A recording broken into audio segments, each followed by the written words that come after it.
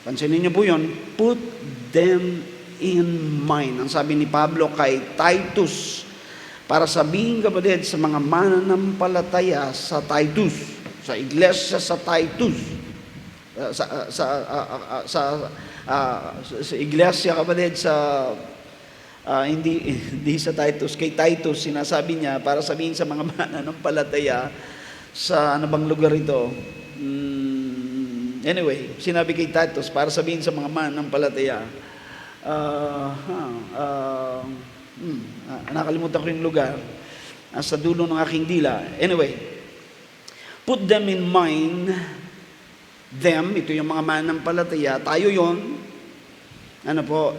to be subject to principalities and powers, to be magistrates, to be ready to every good work, to speak evil of no man, to be no brawlers, but gentle, shewing all meekness unto all men.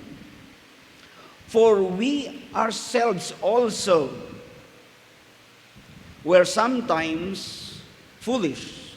Ganun tayo dati. Foolish, disobedient, deceived, serving diverse lusts and pleasures, living in malice and envy, hateful, and hating one another.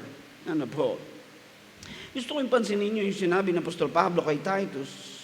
Sana po, yung salitang put them in mind. Ano po? Palalaanan mo sila. Tama? Ipagtanto mong maigi sa kanila. Ipaalala mo sa kanila. Huwag nilang kakalimutan. Ilagay nila sa kanilang kaisipan lagi. Tama? So, nabanggit niya yung mga bagay po nating binasa. And po, pagkatapos nun, na yun po yung gusto kong ibahagi ngayong umagang ito. The title of our message is A Good Christian in a Bad World.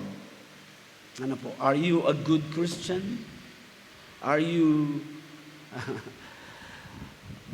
kapatid, a godly, goodly Christian? Ano po? Sa gitna ng kapatid, mga tao sa mundong ito, Kristiyano nga ba tayo? Kapatid, pinag-aaralan natin ang why I am a Baptist. Bakit tayo Baptist? Ipinamumuhay ba natin, kapatid, yung tayo nga ba ay Baptist? Kristiyanong Baptist? Kanina, kapatid, ay napakaganda yung lesson sa Sunday School, yung in particular, gusto kong banggitin yung fidelity to the Scriptures. Yan na po.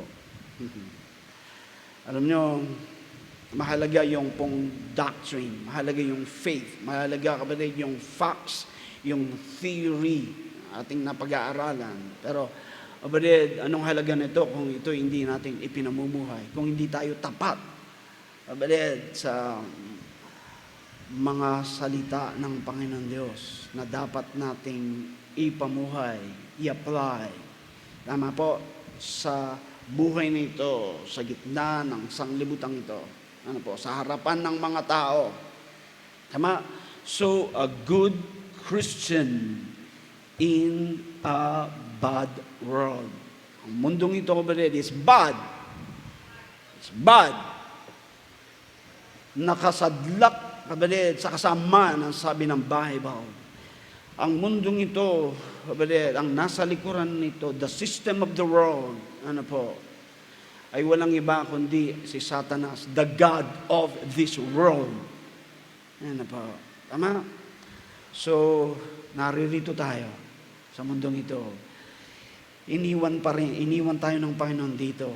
Kaya nung maligtas tayo, hindi tayo agad, kapatid, ay kinuha ng Panginoon para pumalangit. Hindi pa po. Meron tayong mission dito. Tama? At pag-aaralan natin ito. Okay? Manalangin muna tayo. Dakilang Diyos, pagpalain niyo po ang sandaling ito sa aming pag-aaral na iyong salita. O Panginoon, sana po ay sa aming pag-aaral na ito ay gamitin mo pang kayo'y, Panginoon, makapangusap sa amin in a very special way. Kausapin yung bawat puso. Gamitin niyo pong iyong lingkod. Puspusin niyo kami ng iba ng Espiritu. Magligtas ka ng kaluluwa. Encourage niyo kami, Panginoon Diyos, ngayong oras na ito bilang mananampalataya. Ito pong aming dalangin sa matamis na pangalan namin, Panginoon Jesus. Amen. You may be seated. Alam natin po, kapatid, yung pong madalas na sinasabi na tayo, kapatid, ay mga nakikipamayan lamang sa mundong ito. We are not, kapatid, of the world, though we are in the world. Meron tayong awit na ganyan, di po ba? This world is not my home. I'm just passing through. Tayo mga pilgrims, strangers, citizen of another, kapatid, country. Meron tayong dual citizenship. Gusto kong ma-realize natin yan. Tama po? Tayo po ay citizen ng bansang ito, Pilipino. I'm proud to be a Filipino. Masasabi lamang ninyo ito, kapatid, kapag tayo ay mabuting mamamayan ng bansang ito. Tama? Proud to be a Filipino. Pero hindi lang tayo Pilipino. Hindi lang tayo, kapatid, ay mamamayan ng bansang ito. Meron akong passport. It's a Philippine passport.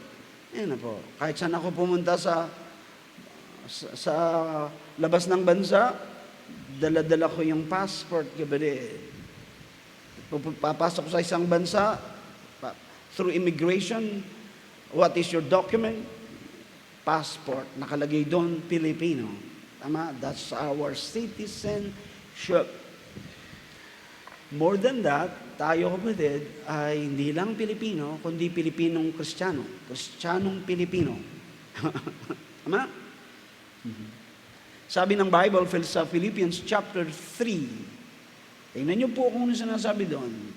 Chapter 3 verse 20. Philippians 3:20. Itong sabi, for our conversation is in heaven, from whence also we look for the Savior, the Lord Jesus Christ. Kita nyo, habang tayo naririto, mamamayan ng bansang ito, pero meron tayong isa pang pagkamamayan. Yung salitang conversation, ang ibig sabihin, kapatid, ay pagkamamayan. Hindi chatting. Hindi yung kapag ikaw ay merong chat group, then you chat. You share messages, conversation. Hindi po yun. Ang binabanggit, kapatid, na conversation dito ay tumutukoy sa ating, kapatid, pagkamamamayan, at ito yung pagkamamamayan sa langit. At yung pagkamamamayan natin sa langit, yung pamumuhay, kapatid, sa langit ay ipinamumuhay natin dito. Sa ating pong pagkamamamayan dito sa lupa, dito sa bansang ito. Alright? So, dual citizenship. Now, in verses 1 to 3 sa ating pong binasa, sinasabi dito ni Apostol Pablo yung pagiging mabuting Kristiyano, pagiging mabuting anak ng Diyos, pagiging mabuting Baptist. Tama? Sa masamang, kapatid, mundong ito. Alright? Sa verse 1, sinabi niya kay Titus, sa Crete, yun, Crete. Sa lugar, sa mga manampalataya sa Crete. na tawagin ng attention, he told Titus to call the attention of those Christians in Crete, and cause them, kapatid, to put in their mind, or be mindful, kapatid, of certain things. Merong mga mahalagang bagay na kanilang isaisip, laging kanilang tatandaan, huwag nilang kakalimutan, mga mahalagang bagay, bilang isang citizen ng langit at ng citizen dito sa lupa. Kaya ang sabi niya, kapatid, put them in mind. Ipaalaala mo sa kanila. Alright? You silang i-remind.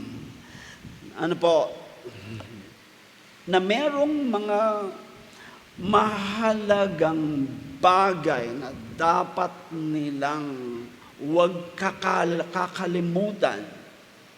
Na lagi nilang iisipin upang sa ganon sila ay makapag-iingat. Bilang mananampalataya, kung papaano na sila ay mga Kristiyano at kung papaano na sila ay mamumuhay sa mundong ito. Alright? Apostle Paul wants them to be mindful of who they are and what they are, kapatid, to be as a Christian in the bad world. So, huwag nating kalilimutan, kapatid, dual ang ating citizenship, alright? Ang ating, kapatid, pagkamamamayan ay dito, pero mas mahalaga yung pagkamamamayan natin, kapatid, sa langit. Or we are on our way, kapatid, to heaven. Tatandaan po ninyo, kapatid, naglalakbay tayo, kapatid, patungong langit. At mas maganda yung ating po, kapatid, na patutunguhan doon. It is a lot better country, kapatid, a lot better world kesa po sa mundong ito. So, sabi ni Apostol Pablo, put them in mind. They are and we are to be mindful of certain things. Ano po ito? Tatlong bagay na nating pong i-consider ngayong umagang ito. Let me briefly say a word, number one, about being mindful of our commission. Meron tayong mission, kapatid, na dapat nating gawin. Merong iniatas sa atin ng Panginoon. Kapatid, tayo ay kinomisyonan tayo ng Panginoon. Bawat isa sa atin na mamamayan ng langit. Alright? Meron tayong napakahalagang trabaho. Meron tayong napakahalagang tungkulin na dapat nating gawin. Kapatid, meron tayong mission. Tama? Kaya tayo kinomission. Binigyan ng authority, binigyan, kapatid, ng kapangyarihan, binigyan ng karapatan. Kapatid, bawat isa po sa ating, kapatid, ano ito? Ito yung ipalaganap ang Ebanghelyo. Ito yung ipangaral ang Ebanghelyo. Sa pamamagitan, kapatid, ng bawat individual sa atin. Twofold. Kapatid, show Christ, to the world, ipakilala, i-display natin siya, ilantad natin siya, sa mundong ito. Si Kristo, hindi ako, hindi ikaw, hindi tayo. Show, Christ to the world. Yun ang ating commission, is twofold. Not only to show Christ to the world, but also to share Christ to the world. Now, maliwanag po dito, kapatid, ang instruction po ni Apostol Pablo kay Timothy, ay kay Titus, kapatid, nasabihin po, kapatid, sa mga mananampalataya, itong bagay, kapatid, na napakahalaga na kung sila'y mamumuhay sa mundong ito. Mahalagang malaman nila, itanim nila sa kanilang kaisipan na meron silang mahalagang, kapatid, gawain, mahalagang trabaho. Yung tayo'y merong assignment mula sa Panginoon Diyos, na tayo, kapatid, ay kinukomisyon, ng Panginoon. Una, to show Christ to the world. Ito yung tumutukoy sa ating pong testimony. Alam nyo, nung nakarang Sunday, pinag-aralan natin yung sa lahat ng bagay, ano man ang ating ginagawa, di ba? Gawin natin yun sa, kapatid, ikaluluwalhati ng ating Diyos. Kapatid, kapag iyan ay nangyari, we are showing Christ to the world. Opo. Yun po yung ultimate na goal ng Panginoon sa atin, kaya niya tayo niligtas, ay yung to be, to be God's pleaser. Tama? Yung ang Panginoon, kapatid, ay maluwalhati natin sa lahat ng buhay natin, sa lahat ng ating ginagawa, maliit man o malaki. Alright po? Tingnan niyo po sa verse 2, mababasa natin yung salitang shewing. Tama po? Shewing. Showing the world of Christ, kapatid, of what Christ can do in a person's life. Isipin nyo, kapatid, kapag ating lamang intindi nito, kung anong ibig sabihin ni Apostol Pablo nung sinabi niya kay Titus ito, kapatid, yung magagawa ng Panginoon, kapatid, sa buhay ng isang tao. Nangyari sa iyo, nangyari sa akin. Yung kapatid, yung magagawa ng Panginoon Diyos sa akin. Niligtas niya ako, binago niya ako. Ganon din sa inyo. Na pwede rin gawin ng Panginoon Diyos sa buhay ng ibang tao. Sa pamamagitan mo, kung kapatid, ating ipakilala si Kristo, kapatid, sa kanila. Kung papaano, kapatid, na ang Panginoon ay gumawa sa buhay mo, ay ganon din ang gagawin ng Panginoon Diyos sa buhay nila. Ito yung tumutukoy, kapatid, sa ating testimony. Yung ating pagiging witness. Tumutukoy, kapatid, sa magitan ng kung paano natin ipamuhay itong buhay na to. At ang kanilang nakikita ay walang iba kundi, hindi na ikaw, kundi ang Panginoong Hesukristo. Tama po? Kaya nga po, meron tayong awit na to be like Jesus.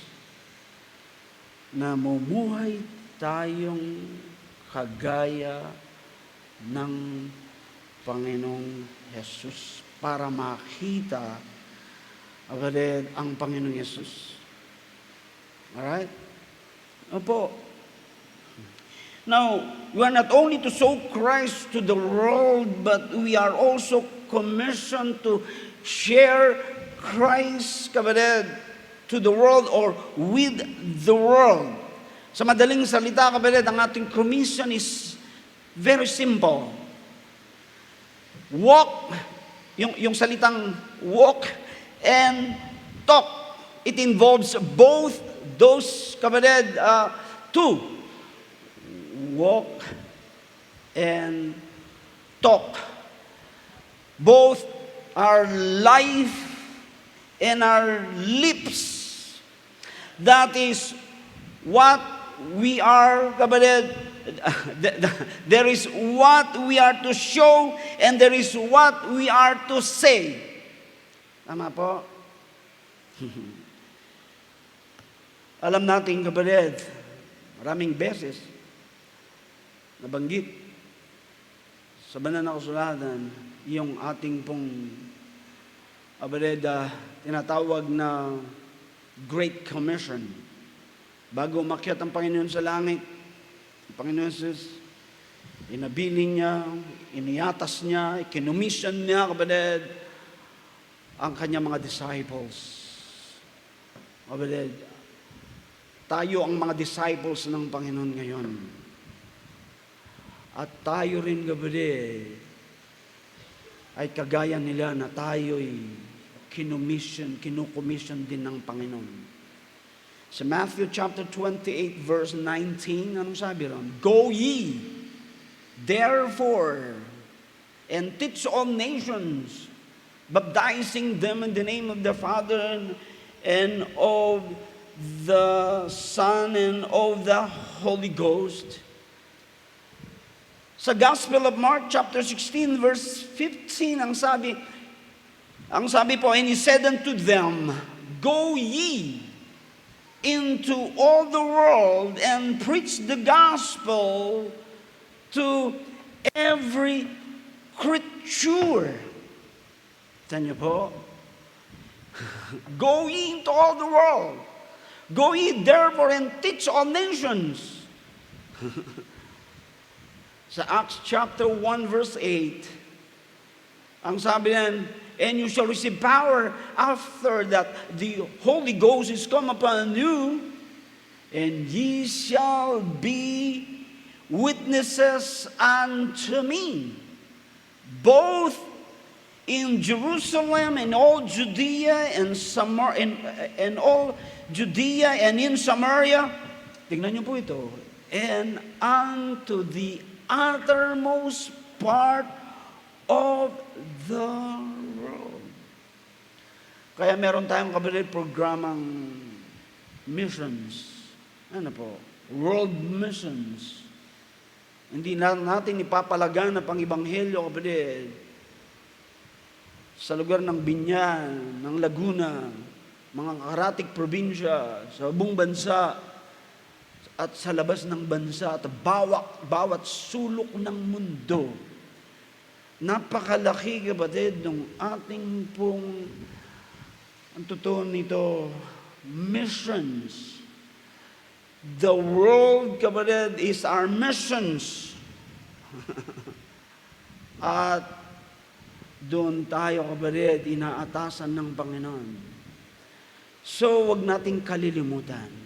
Ilalagay natin sa ating kaisipan, kapatid, ano po, na tayo'y mananampalataya, na tayo, kapatid, hindi lang taga rito, tayo'y taga-langit. Itong mundong ito, itong sanglibutang ito, kapatid, ay masama. Ang mundong ito ay pasama na ng pasama, kapatid. Tayo na mga mananampalataya, tayo na mga tao ng Diyos, tayo na mga anak ng Diyos, kapatid, na nariritong pansamantala na iniwan ng Panginoong Diyos. Kapatid, kung saan tayo nakatira ngayon pansamantala, kapatid, itong mundong ito, kailangan nilang marinig at malaman ang ating tagapagligtas.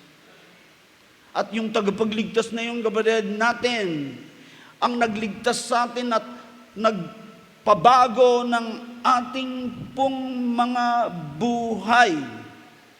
Naintindihan niyo po ba, kapatid, na ang ating pong commission, kapatid, our commission is to take as many people to heaven with us as possible.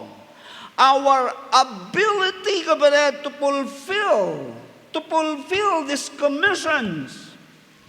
Nakadepende ito, kapatid, sa dalawang mahalagang bagay. Ito yung kung paano natin ipamuhay ng tama ang buhay na ito ng ating pagiging Kristiyano. Pinag-aaralan natin yung Baptist distinctive. Diba? Yung kakaiba. Yung kaibahan natin, kapatid. Yung malaking kaibahan po nating mga Baptist. Hindi lang sa pananampalataya, lalo na, kapatid, sa pamumuhay. Makikita pa rin yung kabaligtaran. Kaya sabi ng Bible, huwag tayong makiayon. Huwag nating mahaling ang sanglibutang ito. Ano po? Di ba? Pag sinabi kong pamumuhay, kapatid, abay, napakahalaga na yan. Being mindful of our commission and being mindful of our conduct. Ito po yun. Our conduct. Anong, kapatid, characteristic meron tayo bilang isang Kristiyano dapat? Ano po na makikita ng mga tao? Well, pangalawa po, kapatid, being mindful of our conduct, mababasa natin sa verses 1 to 2. Ang sabi yan, put them in mind to be subject to what? Principalities and powers, to obey magistrate, to be ready to every good work, to speak evil of no man, to be no brawlers, but gentle, shewing all meekness. Tingnan niyo po ito. Unto all men. Sa lahat ng tao. Kapatid. Ini-instruct, kapatid, sa atin, na dapat itong makita, kapatid, yung ating pong pagiging Kristiyano. So, makikita natin, kapatid, dito, ang ilang mga bagay, that characterize, kapatid, Christians in the world. Anong, kapatid, kaugalian meron tayo? Binabanggit dito, kapatid, yung ating pag-uugali sa mundong ito. Now, 4 na bagay. Una, submissiveness. Submission, subjection. Nabanggit dito, kapatid, yung pong principalities, power, and magistrate. Well, tumutukoy ito, kapatid, yung pong binigyan ng Panginoon, kapatid, na authority para pamahalaan, kapatid, ang bansang ito. Alright? Ang Panginoong Diyos, kapatid, ay siya ang merong pong idea rito. Siya, kapatid, ang nagtayo ng mga institutions, ng mga halagang institutions. Tahanan, pamahalaan, iglesia. Sa pagkakataong ito, kapatid, ang binabanggit dito ay yung pong pamahalaan. 3 bagay ang nabanggit dyan, di ba? Una, principalities. The word principalities, kapatid, means the first or the leader. Leaders. Alright? It speaks of one who is in a position of authority. Ang inilalarawan, kapatid, dito ay walang iba kundi yung ating mga binoto natin na mga leaders ngayon na nakaupo sa kanilang mga posisyon. Tama? Ibinigay sa atin, kapatid, yung pong pamimili para ibigay yung authority na pamahalaan tayo. Tama? I-rule tayo. Principalities. Yung pong the word power refers to the system by which we are ruled and the world and would be described of the laws of our government. So ito yung sistema, ito yung kaya meron tayong constitution, kaya meron tayong, kapatid, legislative body, gumagawa sila ng batas, ano po, napamantayan, kapatid, ng pamumuhay ng lahat ng mga Pilipino. Tama? Na ipasusunod naman sa atin, at kung hindi tayo, kapatid, sumunod, ay mananagot tayo sa batas. Ano po? Kaya meron pong tinatawag na magistrates. Ito namang magistrate na matukoy sa mga pulis, sila yung magpapatupad, kapatid, ng mga batas na ginawa na yan. Kaya pag tayo lumabag, magkakaproblema tayo. Kaya meron tayong hustisya, meron tayong mga korte, meron tayong municipal court, meron tayong regional court, meron tayong, kapatid, ay Supreme Court. Tama? At doon tayo lilitisin kapag tayo, kapatid, ay nagkamaling sumunod, kapatid, sa authority, sa principalities and powers. Tama? Yung ating, kapatid, mga leaders, itong klase ng governance, kapatid, na gusto nilang ipairal, yung sistema. Tama? Then meron tayong mga pulis. Yan na ba? Tama? Para ipatupad at parusahan yung pong hindi po susunod. Wala akong time para, kapatid, pumunta pa po sa batayan natin dito sa Romans chapter 13, pero basahin nyo na lamang po ang aking punto po, kapatid, dito, kung sino yung pong dapat na mag-subject, kung sino dapat, kapatid, ang maging masunurin, kung sino dapat ang maging mabuting mamamayan ng bansang ito, ay walang iba kundi yung mga mamamayan ng langit. Ikaw yun, ako yun. Simpleng batas ng trapiko, kapatid. Ang unang dapat sumunod dyan ay tayo.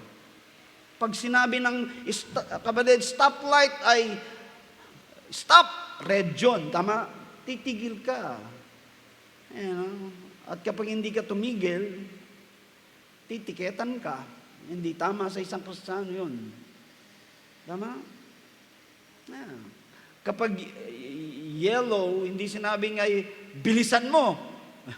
Hindi po. Kundi ang sabi niya ay, kapatid, ay warning yon, humanda kang tumigil. Yan. Hindi beating the red light na tinatawag po. Alam nyo ba yun ang sinusubaybayan ng mga traffic enforcer, kaya sila nandun sa dulo dun? Sinusubaybayan ka para, kapatid, ay kutungan ka, hindi, para tiketan ka.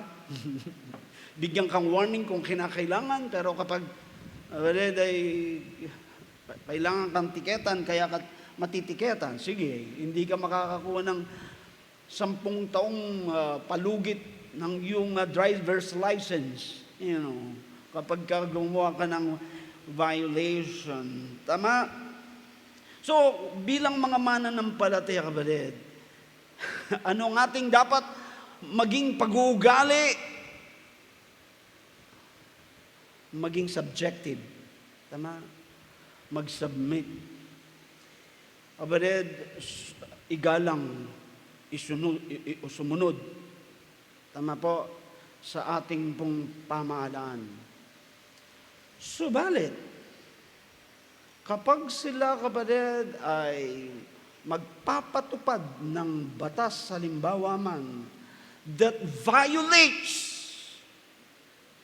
the Word of God, the Bible. You see, pinag-aaralan natin, kapatid, yung final, kapatid, authority of our faith and practice. Kapag violate nila yun, kapatid, yun lamang ang pagkakataon na hindi tayo pwedeng sumunod. O, diba? Halimbawa, ipinasa nila yung pwede nang ikasal si lalaki at si lalaki, si babae at si babae. Ano po? Si Adam at saka si Andrew. Ano po? Si Eva at saka si Maria. At magpapakasal sila sa akin. Nagkaroon ng batas ng same-sex marriage ay pinahintulutan na.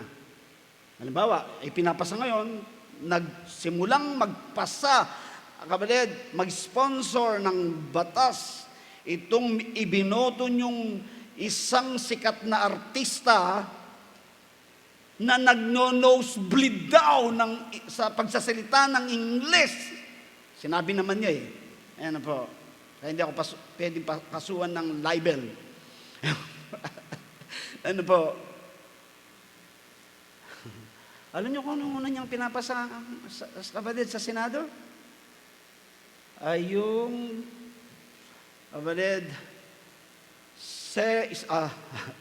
same-sex marriage. Yan. Ibinoto niyo kasi itong si bad boy kilala sa pagiging bad boy. Kaya ngayon ay bad siya ng Senado. Sinong bumoto kay Robin Padilla? Senator Robin Padilla. Abay, landslide. Abay, number 1 si. So may mga bumoto sa atin dito. Magsisi na kayo. Paano yan? Malalagay sa alanganin ng iyong pastor kapag merong sabi, pastor, magpapakasal kami sa iyo. Hindi pwedeng hindi gusto ikasal. Kasi kasama sa batas yun. Yung authority ibinigay sa akin, kapatid, ng PSA, na mag-solemnize ng marriage, ay, nako, magkakaproblema ako. Pero, siyempre, hindi ko ikakasal. Halimbawa, nagpagawa sila ng cake at meron kang gawa ng cake, license sa gobyerno. Sa DTI ba yun? Anyway, gusto itong magpapakasal na ito, ang cake nila, ipagagawa sa'yo. At ilalagay doon yung Adam and Andrew. Adam love Andrew. Palalagay doon. Gagawin mo ba yon? Pag hindi mo ginawa, sabi mo, hindi ko matanggap, hindi ko tayo pwedeng gawa ng cake. Mananagot ka sa batas. Naintindihan niyo ba yon? So, yun ang ibig sabihin, kapatid, ang exception, kapatid, ay would be kapag ang batas, kapatid, ay na ipinapasunod sa atin ay binaviolate yung pong batas ng Panginoon Diyos. Sapagkat ang batas ng Diyos, kapatid, yung ultimate authority, kapatid. At hindi natin pwedeng i-violate, kapatid, ang salita ng Diyos. Ang utos ng Diyos, kapatid, ay hindi po pwedeng balin. Alright? Now, verse 1.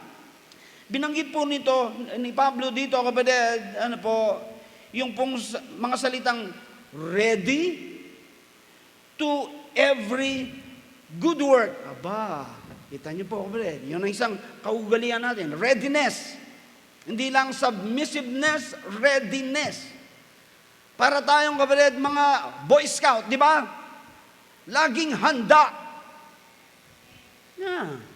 Laging humanda sa bawat gawaing mabuti. Ah. Gagawa ng mabuti, kapatid, sa kanyang tahanan, sa kanyang barangay, sa kanyang mga kapitbahay, at huwag mag-aatubili, kapatid, na kapag nagkaroon, kapatid, ng pagkakataon, abay, kapatid, ay tumulong tayo. Gumawa tayo ng mabuti. Ito yung sabi ng Bible sa Galatians chapter 6 verse 10. Ang sabi, as we have therefore opportunity. You see, opportunity. Hinahanap nga natin yung pagkakataon yun pagkakawang gawa.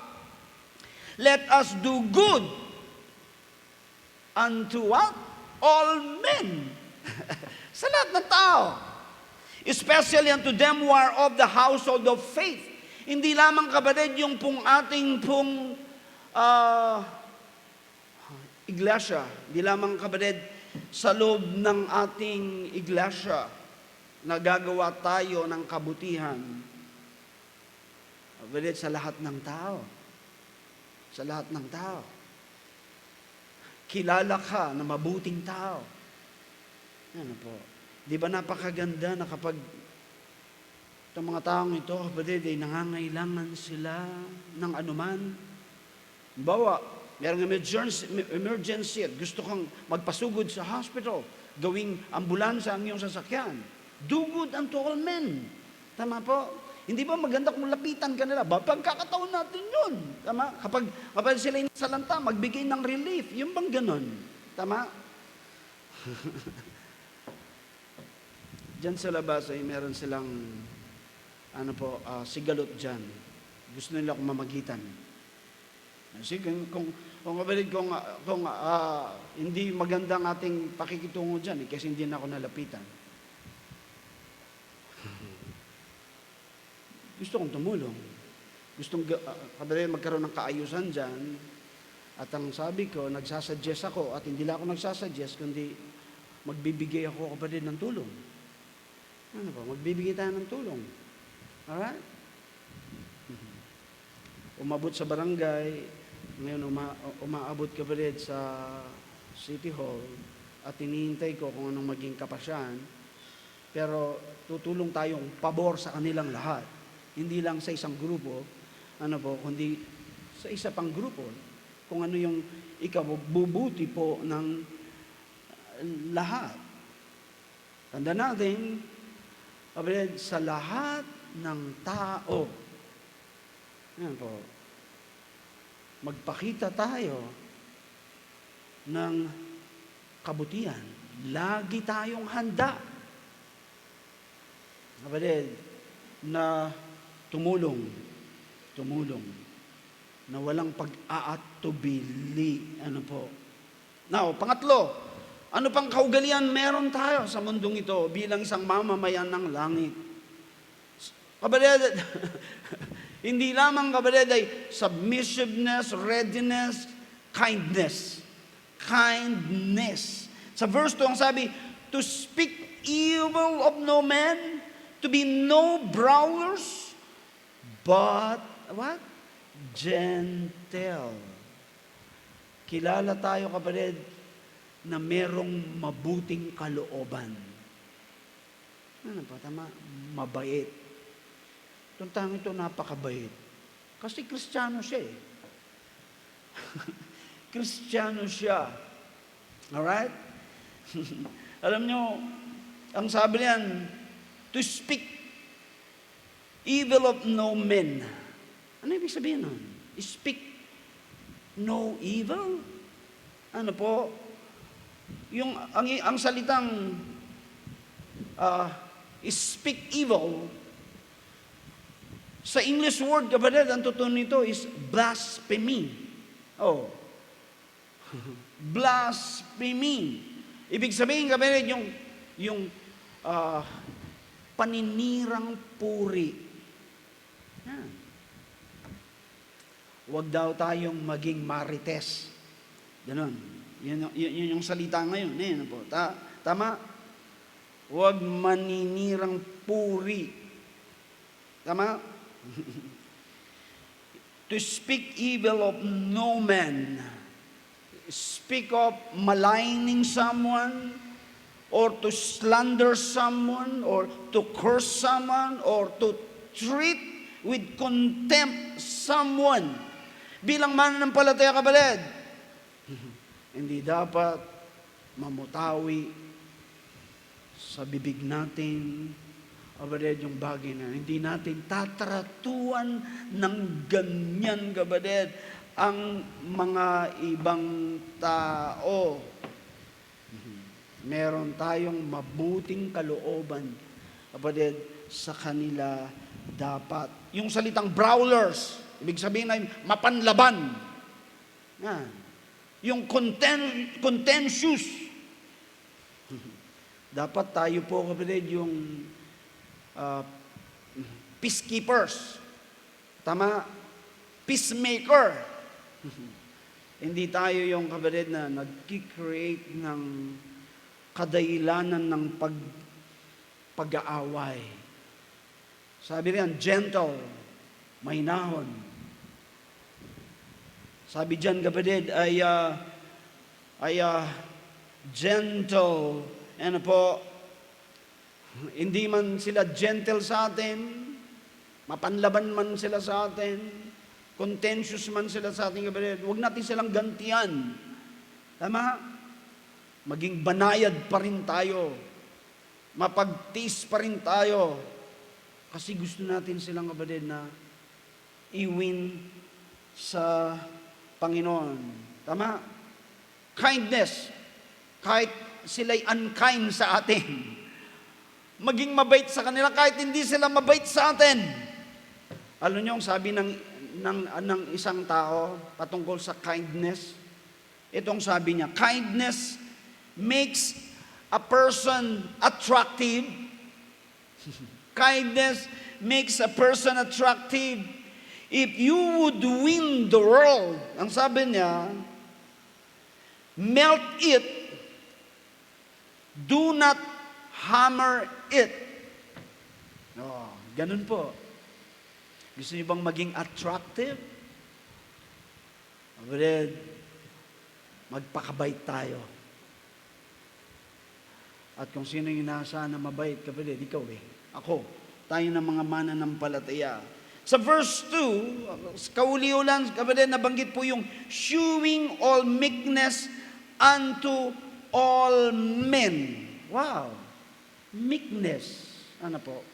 May kahinhinan yon. Maingat. Ano po? Hindi po duwag. Ibig sabihin, kapatid, ay yung maalaanin yon. Parang gentle, ano po? At maawain. Tama. Showing consideration and being thoughtful of others.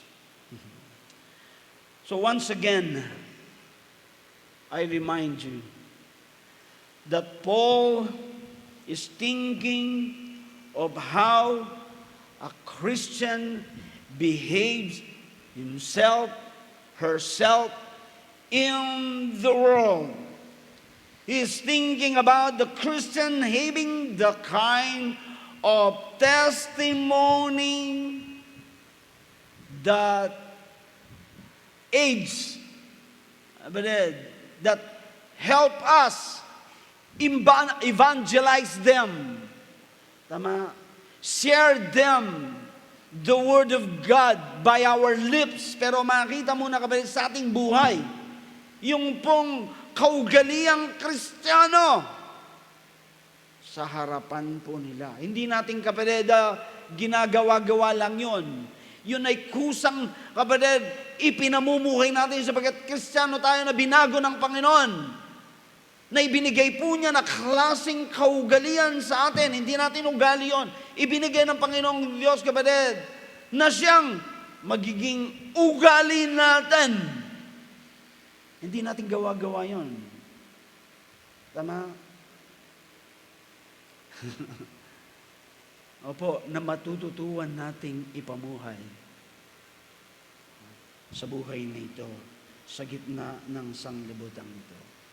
Kapagkat kung hindi, isipin mo ang sama ng ugali ng isang Kristiyanong ito, imbes na makapagdala tayo ng kaluluwa sa langit, abarid, dinadala natin sa impyerno, di ba?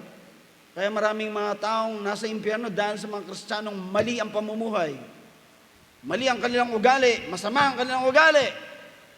Wala itong apat na to. Submissiveness, readiness, tama po.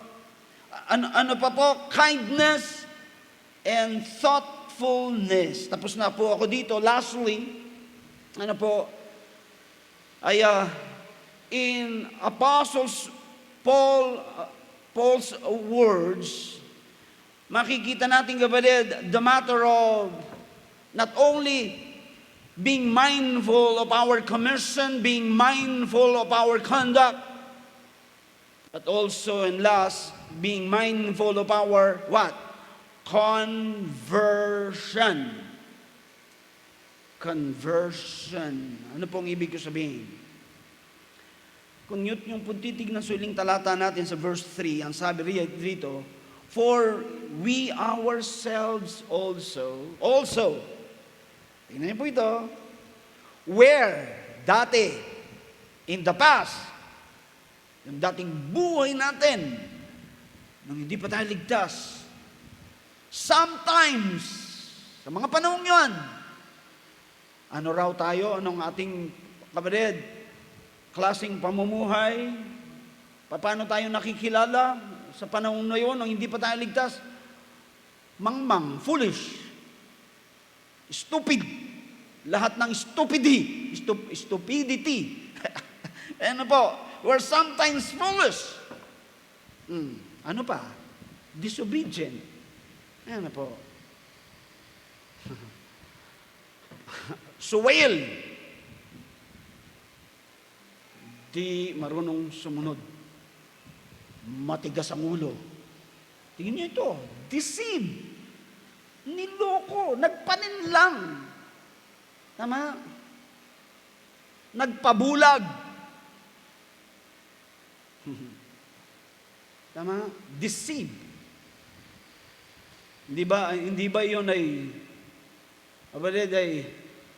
isang malaking panliling lang sa atin nang sabi nila ang Diyos ay idolo at ang Diyos, kapatid, ay sasambahin, dadalanginan, pupunasan, kapatid, at idampi kung anong sakit meron ka sa katawan para ka gumaling, aasa sa ganon.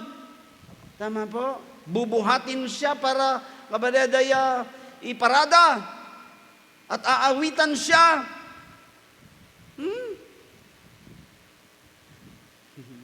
Kalokohan, hindi ba? Yung kayo mangumpisal po sa tao, sabihin mo kung ano yung mga pagkakasala. Samantalang yun ay marami ring, kapatid, dapat ikumpisal. Paano yung siya mangumpisal? Sa kapwa niya, leader ng kanilang simbahan. Ikukumpisal niya yung, bawal sa amin ng mag-asawa, pero meron akong asawa. Patago, meron akong mga anak.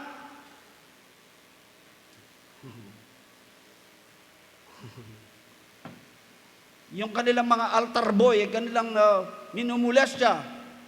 Lalaki sa lalaki yun, ha? Kasi marami sa kanila, bakla. Totoo itong sinasabi ko, ha? Dokumentary itong sinasabi kong ito. At tanggap din naman na totoo naman. Pero sila ay niloko, dinaya, at sunod-sunuran pa rin. Alam nila. Mali yung bagay na yun. Pero sunod-sunuran pa rin. Di ba? Ha? Itong pandemic, bawal silang pumunta sa simbahan. Nung buksan nila, abay, pati kahit sa labas, nandun sila. Basta nandun sa lang sila at mataimtim po na nananalangin. Yan na ba? O tingnan nyo, kapag inilabas nila yung kanilang itim na Nazareno, Kung hindi yung dudumugin po at dodoble ang bilang, mapunasan lang, masulyapan lang, mahawakan lang, mapunasan lang ng kanilang panyo. Di ba? Dinaya, sabi ng Bible. Hindi ba tayo'y ganun din? Dinaya dati. Ako niloko Kaya nung maging Kristiyano ako, katawa-tawa Pampira, ang tagal pala kong niloloko ng mga taong ito.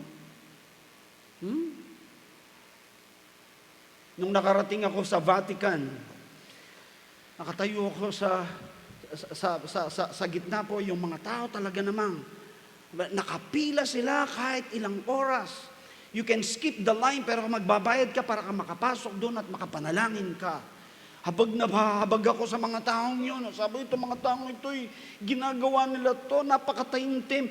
Pero sila'y dinaya, sila'y niloko, sila'y nilinlang. Ano po? Di ba?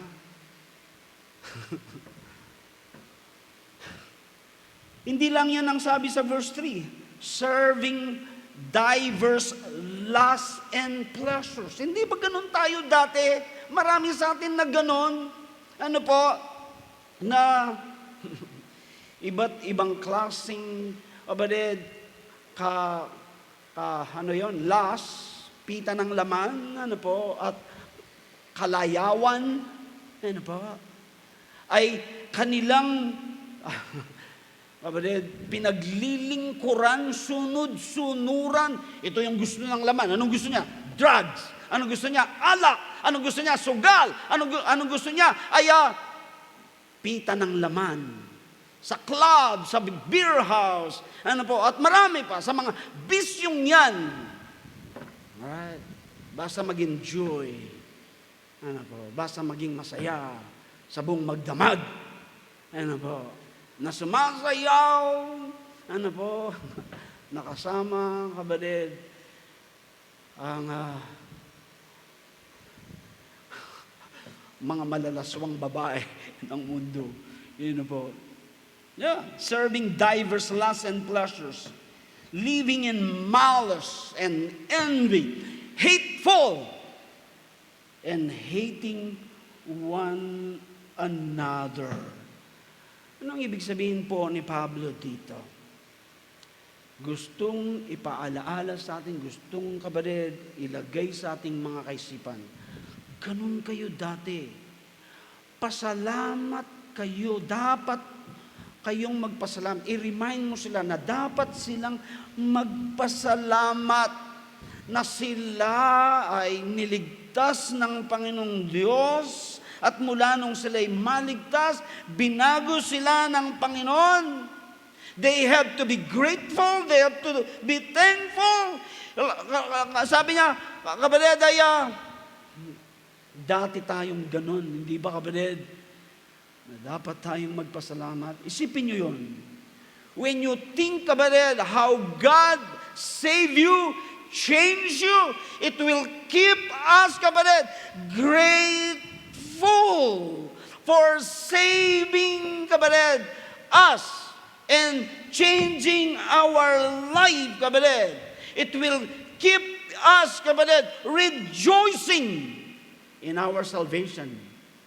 Di ba? Hindi ba kayo natutuwa? Ikaw ay ligtas. Anak ng Diyos. Binago ng Panginoon Diyos na dati isa kang foolish, isa kang mangmang. Ano po, kung anong pinaggagawa mo. Isa kang suwail, disobedient. Isa kang, kabaled, dinaya, naglilingkod, kabaled, sa kalayawan, sa iba't ibang klase ng pita ng laman, sari-saring masasamang pita ng laman at kalayawan. Ano po?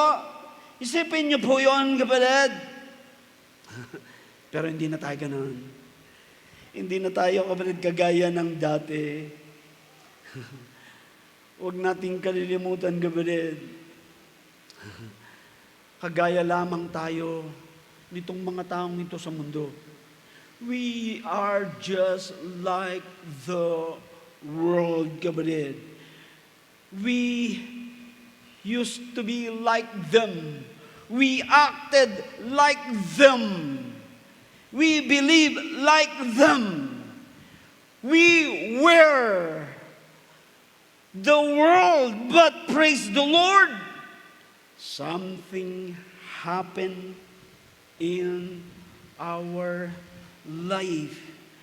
We were changed by the saving power of God. Huwag natin kalilimutan yung kapatid. Ano po? Let's be mindful of our conversion. As a Christian, kapatid, never get over being saved.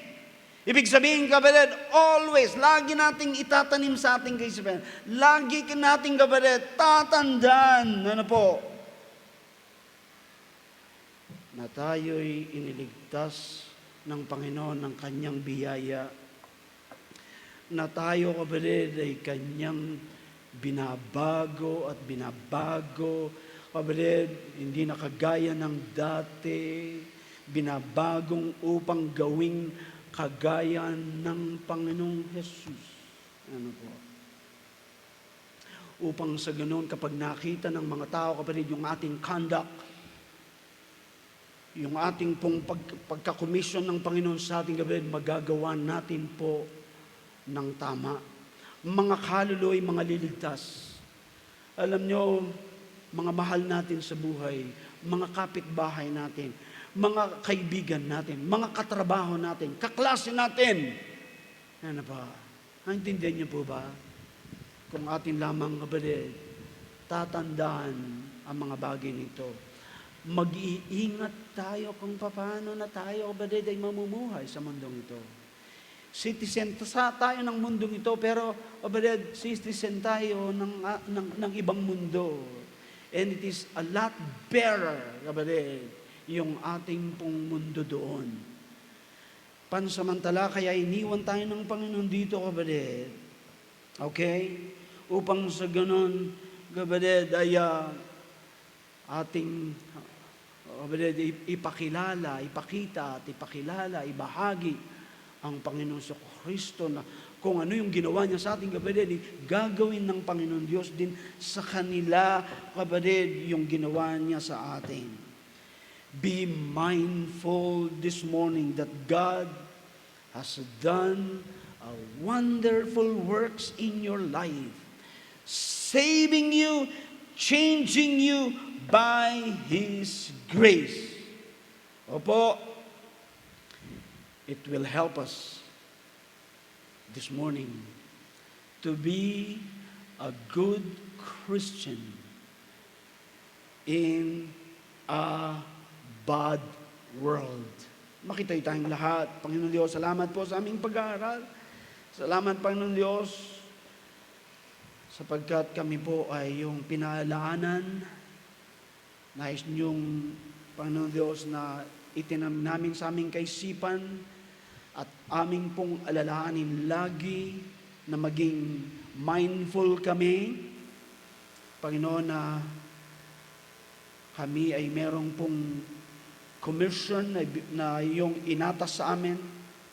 Meron kaming mission na inatas nyo sa amin, Panginoon, ay walang iba kundi yung ipakilala ka, ibahagi ka sa magitan ng aming pamumuhay at sa magitan ng aming sinasabi, sa magitan ng aming mga lakad at ng aming pong mga salita. O Panginoon Diyos, bigyan niyo nga po kami ng tamang testimony, tamang pamumuhay.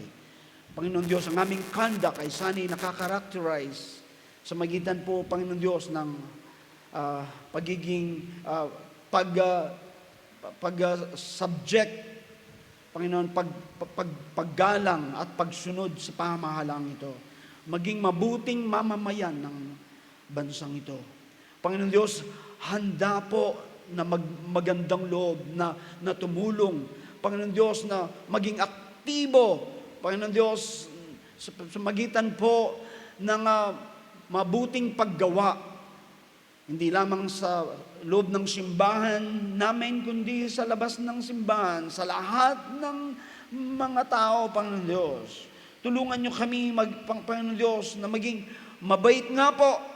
Merong kabaitan, Panginoon, sa kanino man. Panginoon Diyos, tulungan niyo kaming maging gentle. Tulungan niyo kaming maging meek, maging thoughtful. O Panginoon Diyos, magbigay po, Panginoon Diyos, ng laging consideration sa mga tao, maging compassionate, Panginoon Diyos. Help us to be mindful of our conversion. Na dati, Panginoon, kami mga kagaya lang din ng mundong ito, bahagi ng mundong ito. Panginoon, wala pong kahulugan at walang patutunguhan. Salamat, binigyan niyo po, Panginoon Diyos, ng kahulugan ng buhay namin. Nung kami yung iligtas, nung kami yung binago, ang buhay namin, Panginoon Diyos, ay yung ngayong gustong kasangkapanin at maging, Panginoon Diyos, isang testimony sa mga tao patungkol kung paano, Panginoon Diyos, niyo kami ginawan ng kabutihan. Sana nga po, Panginoon Diyos, ay hindi namin kalilimutan ng mga bagay nito. Our commission, our conduct, and our conversion. Habang ating mga ulo'y nakatungo, ating mga matay na pikit, bago tayo magtapos, kakaroon po tayo ng maiksing paanyaya. Kung kayo po ay kailangan lumapit sa dakungan ngayong umagang ito, kinausap kayo ng Panginoon Diyos, at sinasabi, Pastor, nais kong ipanalangin niyo ako. Nais kong samahan ka, Pastor, sa pagiging isang mabuting Kristiyano sa mundong ito. Tulungan ako ng Panginoon Diyos na lagi kong isaisip na isa kong Kristiyano. Meron iniatas ang Panginoon sa akin. Gusto kong maging vocal, maging visible sa pamumuhay ko, makilala ko na ako isang Kristiyano. Upang sa ganoon, hindi ako mag-aatubili na ibahagi sa kanilang plano ng kaligtasan. Makakita ako ng mga kaluluwang may lalapit ko sa Panginoon na mga liligtas. Tulungan ako ng Panginoon na isaayos ko ang aking pag-uugali, yung aking pakikitungo kung paano tratuin ng ibang tao. May pamuhay ko yung pagiging magandang kalooban, gentle, meek, yung kaugalian na handang gumawa ng mabuti, hindi lamang sa tahanan ng Diyos, kundi sa ibang mga tao. Gusto kong maging thoughtful, maalalanin. Gusto kong ang buhay ko'y maging attractive sa mga tao dahil sa kabaitan. Hindi ko man marahil ay na masabing sa kanilang ng tuwid, ng detalyado, ng tama ang pagpapaliwanag ng Ebanghelyo. Ngunit pwede nilang basahin ang Biblia sa magitan ng aking pamumuhay. Marahil iyon ang iyong nice ilapit. Marahil ikaw ay ligtas at gusto mong magpasalamat sa Panginoon Diyos na ikaw ay naligtas, na ikaw ay binago ng Panginoon buhay mo. Hindi ka nakagaya ng dati na walang kabuluhan, walang kahulugan, walang patutunguhan. Salamat at hindi ka nakagaya ng dati. Isa ka ng anak ng Diyos. Isa ka ng mananampalataya. Isa kang mamamayan ng langit. Isa kang pilgrims. Isa kang strangers of this world. Ngayong oras na to, marahil ay gusto mong lumapit at magpasalamat sa Panginoon at mag-rejoice. At yung sasabihin sa Panginoon na pag-iingatan mong mabuti itong mga bagay na ito, na yung pangangalagaan ng itong Great Commission, ang ating pag-uugali at at ang kaligtasan ito na kailangan nating ipamuhay at ibahagi. Sige po, lumapit tayo sa dakunahan kung meron. O Panginoon Diyos, salamat po sa oras na to.